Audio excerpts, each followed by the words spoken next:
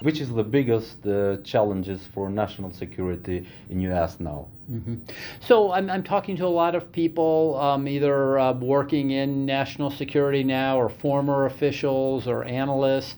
That combined with my own experience, I think there's really virtually a strong consensus here in the U.S. that China is the biggest long-term national security challenge for the U.S. And that I think it's on several fronts. It's militarily. There's the talk about a possible Chinese military action in Taiwan is huge. Something we didn't hear much about, and now we hear about it all the time. So there's that military front. The technology challenge, which sometimes people like to frame it in terms of competition, that it's not a win or lose, but the U.S. needs to certainly stay ahead or catch up in some fields with China. So there's that. There is the competition in terms of political systems.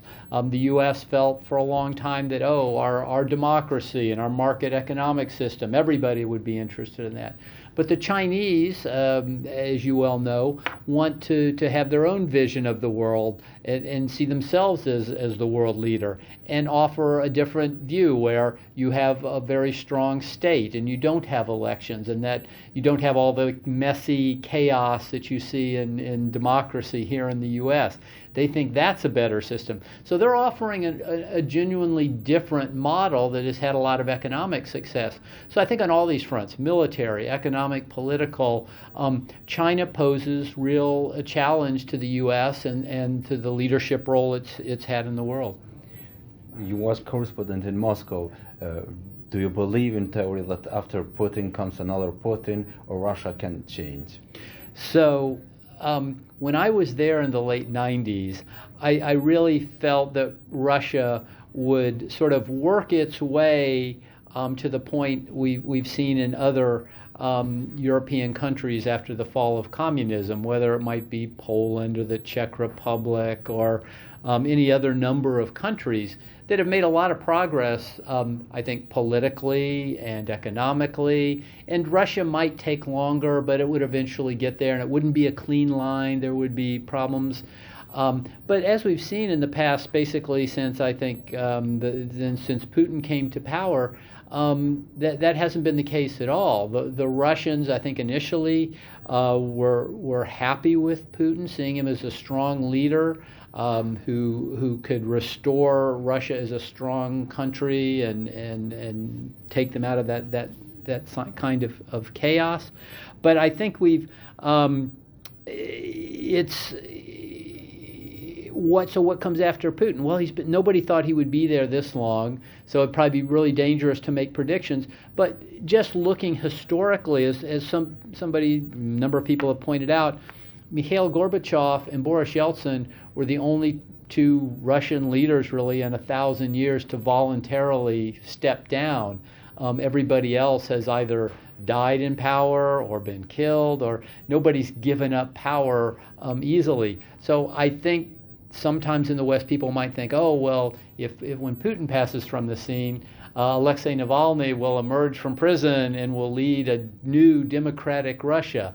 And maybe one could speculate in that way, but I think you look, even with this war in Ukraine, you've seen a lot of criticism coming from people saying Putin's not pressing hard enough in Ukraine. He's not prosecuting the war strongly enough.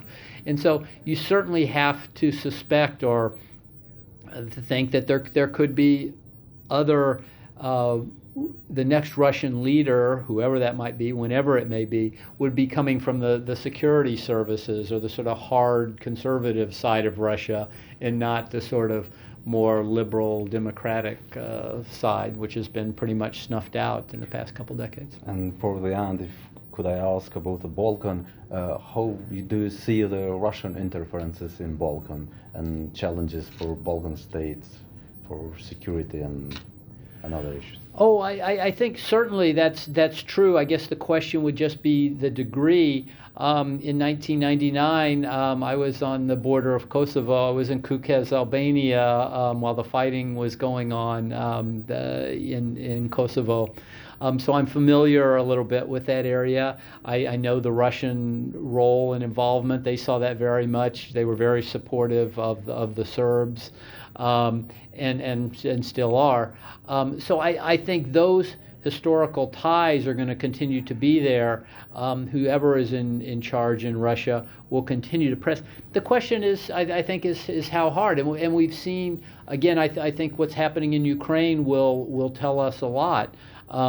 If Western countries working with Ukraine are able to help Ukraine restore its sovereignty and control of its future, I think that will send a very strong message to Russia and other countries about the limits of what they can do.